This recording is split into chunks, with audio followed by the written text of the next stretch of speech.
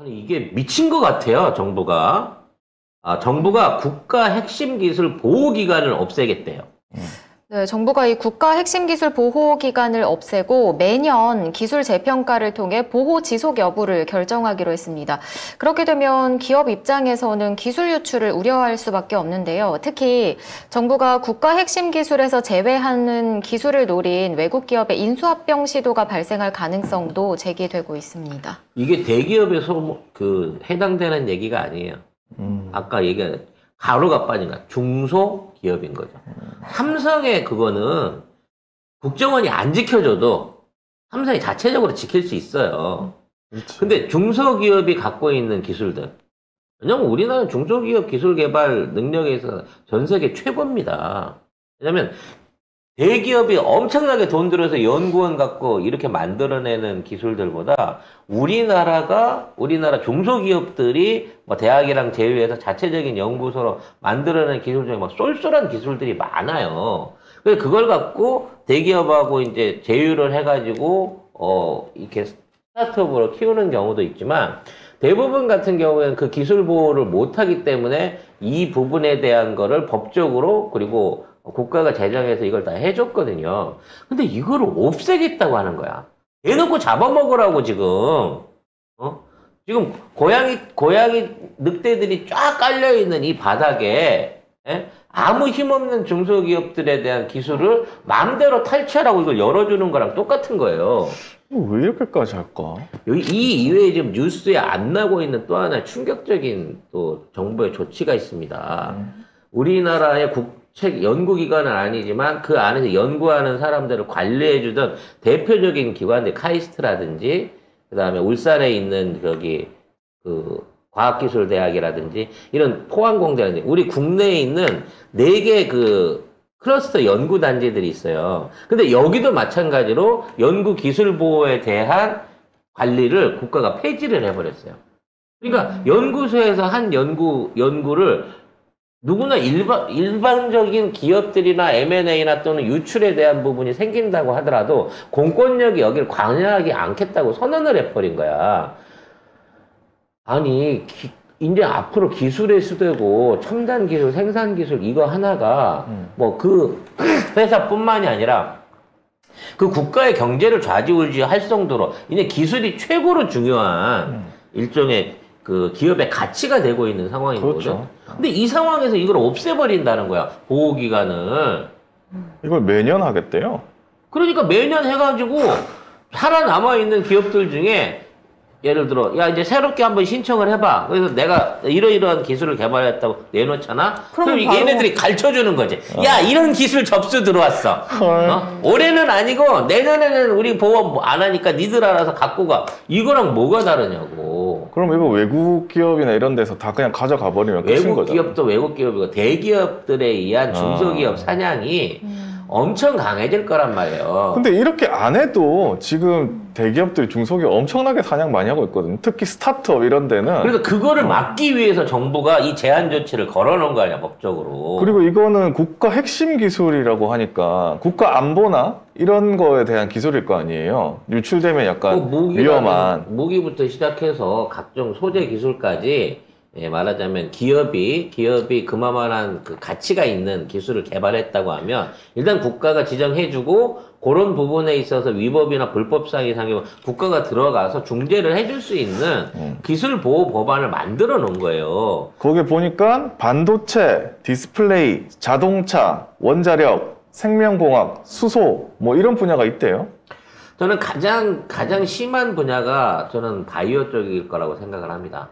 이게 무슨 얘기냐면, 제가 이제 멤버십 방송에서도 한번 언급을 했는데, 지금 올해 우리나라의 바이오 기업의 기술 화두가 M&A예요. 지금 우리나라에는 제약사들이나 생산사들이나 뭐 이 개발 연구소들이 굉장히 나눠져 가지고 엄청나게 많은 그 개별적인 연구들을 하고 있거든요. 물론 성공도 하기도 하고 실패도 하기도 합니다만 거기에 대한 기술 개발에 국가가 늘 지원금을 줘요. 그러니까 내가 백신을 만드는데 또는 뭐 치료약을 만드는데 100% 성공할 수는 없잖아요. 근데 성공을 못하는 상황에서 투자도 마음대로 못한단 말이야. 그러니까 국가가 돈을 지원해가지고 기술을 만들게 하고 개발하면 국가가 그 기술을 보호해주는 방식으로 해갖고 지금 문재인 정부 때 이런 기술 개발들이 활발해지면서 우리가 지금 세계적인 백신 개발 등등 특히 mRNA 기술 안에서 우리가 전 세계 탑을 달릴 수 있을 만큼의 역량을 쌓았단 말이야. 근데 여기에 대해서 정부가 이런 기술 보호 예술을 안 해주게 되면 다국적 기업들이나 대기업들이 이것들을 전부 다 사들여가지고 그 기업 자체를 사들여가지고 이 기술들을 자기 걸로 만들어버릴 거라는 거지. 그럼 여기서 생길 수 있는 부가가치가 어마어마한 수준인 거야. 이게 대량 생산돼갖고 가버리는 순간에. 이 정도면 산업 스파이 아닙니까? 국가 아니, 자체가? 산업 스파이를 하시라고. 오히려 국가가 담장을 열어놓는 꼴이 되는 거지. 세상에.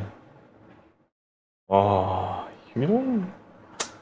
자, 이러면서 멋진 말을 합니다. 카이스트를 찾아가지고요. 네, 어제 경이 카이스트를 찾아서 대전 과학기술 디지털 혁신 기업인과의 대화에 참여했는데요. 이 자리에서 경은 정부가 핵심 과제로 추진하고 있는 지방시대의 핵심적인 두 축은 첨단 과학기술과 교육이라면서 정부가 국정을 이념이 아니라 과학에 맞추고 있다고 말했습니다. 이거 안철수가 하는 얘기거든요. 그렇게 과학 좋아하는 놈이 천공 때문에 청와대를 안 들어가? 앞뒤가 하나도 안 맞다. 장난쳐 지금? 그렇게 과학을 좋아하기 아이고, 때문에 일단 국어 공부 시키지 말고 반도체 코딩 공부 시키라는 거 아니에요. 그래서 그 교육이 중요하기 때문에 교육부 차관 자리에다가 검사 출신을 갖다 박는 거 아닙니까 지금 이 정부가. 과학이 중요한데 왜 검사는 문과잖아. 그러니까 과학자를 안 쳐야지. 혹시라도 제대로 공부를 못 가르치면 압수수색하려고 거길 보냈을까?